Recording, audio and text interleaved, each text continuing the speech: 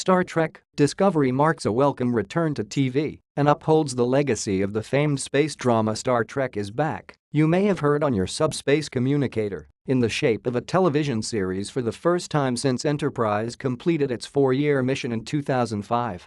There have been movies since, running on their own timelines, with different people, but to my mind Star Trek requires the authority of a TV cast and crew. So welcome back to your home medium, esteemed franchise. Star Trek Discovery is the latest chapter of a tale whose telling began half a century ago. Like the last few series, it is named for the starship it eventually takes place on. It premieres Sunday night on CBS, before warping to a parallel universe called CBS All Access, where television comes to you as a stream, and a subscription is required to watch it. It's not expensive, taken on its own, but to every household its budget. The new show arrives as cloaked in secrecy as a Klingon bird of prey, with publishing embargoes and agreements not to reveal anything that might infect fandom with fun-killing knowledge of the future. I do understand the concern. I have the same problem with movie trailers and book jackets, and will endeavor to choose my words as carefully as would a Vulcan ambassador. People who care about these things already know that Brian Fuller, of American Gods and Hannibal, was originally involved with the series and now is not.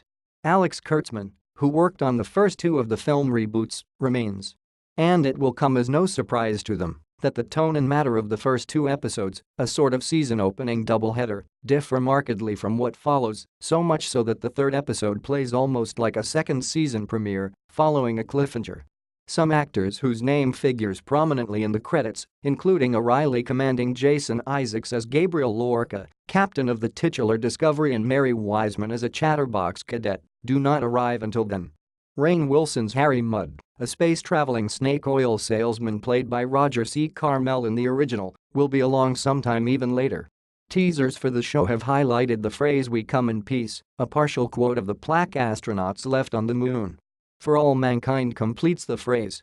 In the series it is spoken, at least twice, by human and by Klingon, sincerely and ironically.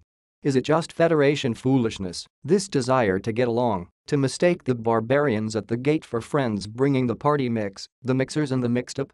This is the conundrum faced by Michael Burnham, Sonequa Martin Green, first officer, when we meet her, of the USS Shenzhou, serving under Captain Philippa Georgiou, Michelle Yeoh, and checking out some damaged fence posts out by the intergalactic North 40.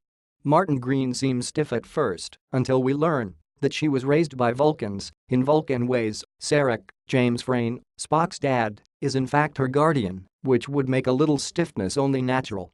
I can tell you this much: someone does something that leads to something happening, and then some more decisions are made, some good, some bad, involving a lot of well-executed special effects.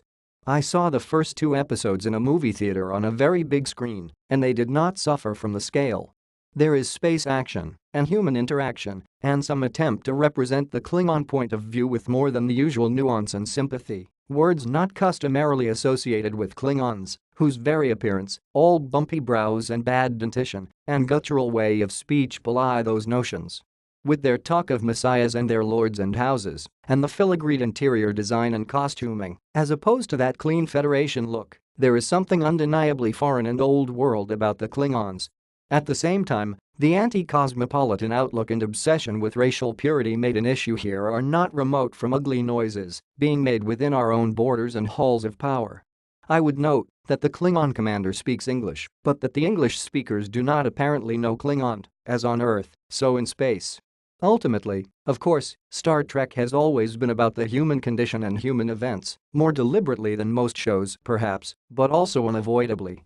It is written by humans who think human thoughts in a human world. Certain senseless series traditions are happily observed.